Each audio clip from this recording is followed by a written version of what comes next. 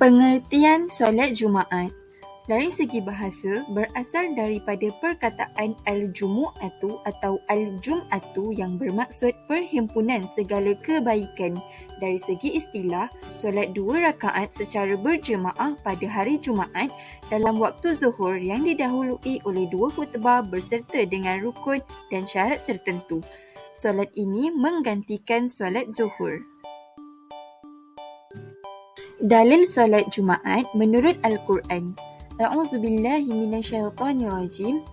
Ya ayyuhalladzina amanu idza nudiya lis-salati min yaumil jumu'ah fas'au ila dzikrillahi wa dzarul bai'. Suratul Jumu'ah ayat ke-9. Maksudnya, wahai orang yang beriman, apabila diseru untuk mengerjakan solat pada hari Jumaat, maka segeralah kamu pergi ke masjid untuk mengingati Allah dengan mengerjakan solat Jumaat dan tinggalkanlah jual beli pada saat itu. Dalil solat Jumaat menurut sunnah.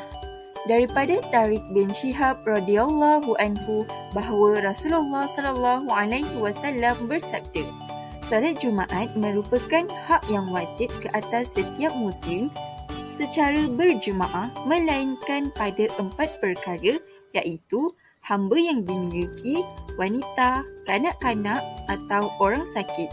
Hadis riwayat Abu Daud. Hukum solat Jumaat. Solat Jumaat merupakan fardu ain bagi setiap lelaki yang mukallaf. Yang seterusnya adalah syarat wajib menunaikan solat Jumaat. Yang pertama adalah seseorang itu hendaklah beragama Islam, yakni bukan kafir. Yang kedua, baligh, yakni bukan kanak-kanak. Yang ketiga, berakal dan tidak gila. Yang keempat, merdeka, yakni bukan hamba. Yang kelima, hendaklah seseorang itu lelaki dan bukan perempuan. Yang keenam, memiliki kesihatan tubuh badan yang baik. Dan yang akhir sekali adalah maustautin, yakni bukan musafir. Seterusnya adalah syarat sah salat Jumaat. Yang pertama, solat Jumaat hendaklah didirikan di masjid. Yang kedua, bilangan jemaah sekurang-kurangnya 40 orang yang bermaustautin, termasuklah imam. Yang ketiga, didirikan dalam waktu zuhur. Yang keempat, didirikan secara berjemaah. Yang kelima, hanya satu solat Jumaat pada satu tempat. Dan yang akhir sekali adalah didahului dengan 2 khutbah.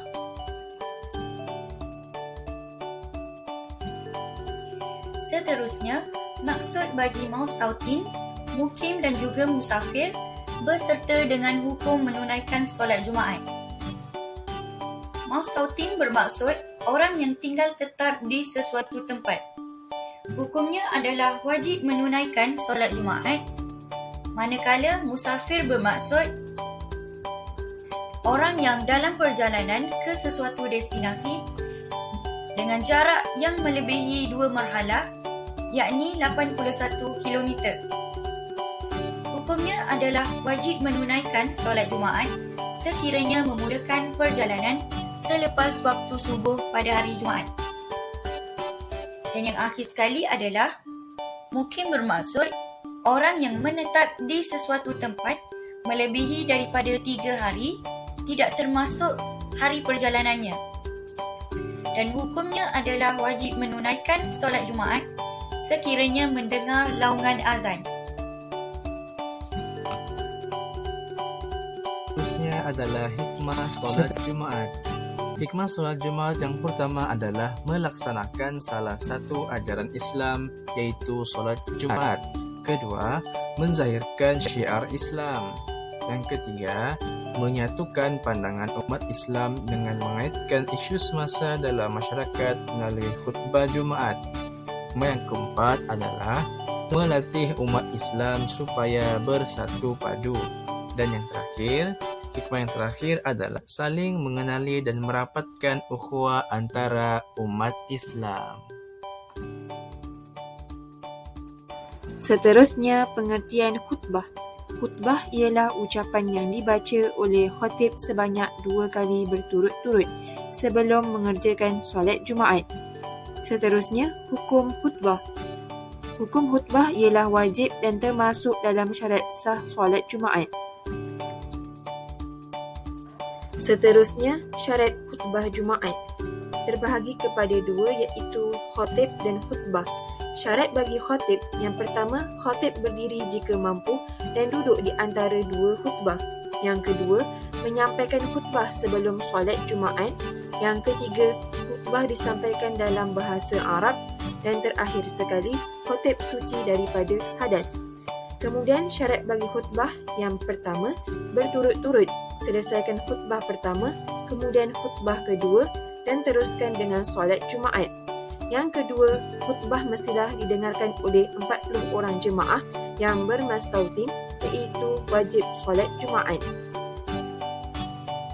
Seterusnya, rukun khutbah. Yang pertama, memuji Allah, iaitu Alhamdulillah.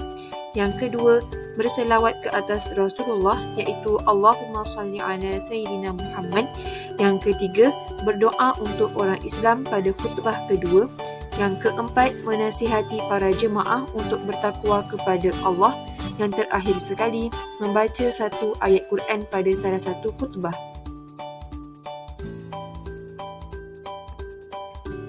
Sunat khutbah bagi khatib.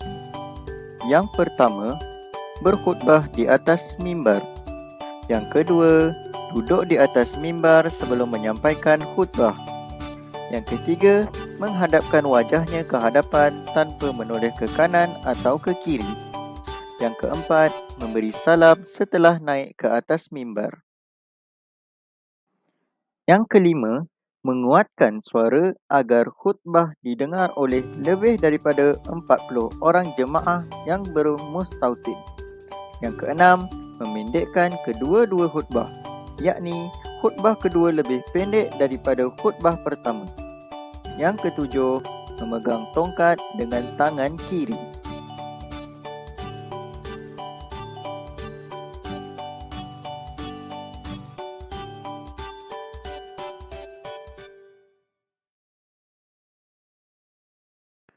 Seterusnya, sunat-sunat khutbah bagi makmum. Yang pertama, mendengar khutbah yang disampaikan oleh khatib. Yang kedua, melaksanakan solat sunat secara ringkas jika khatib sedang berkhutbah.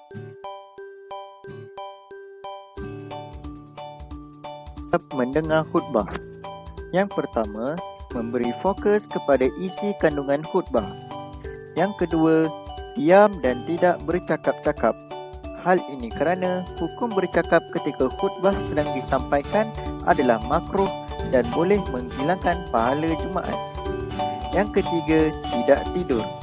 Sekiranya rasa mengantuk, hendaklah berpindah ke tempat yang lain dengan syarat tidak melangkah orang lain. Yang keempat, tidak melakukan perbuatan sia-sia. Contohnya, menggunakan sebarang gadget seperti telefon. Berikut merupakan contoh khutbah Jumaat.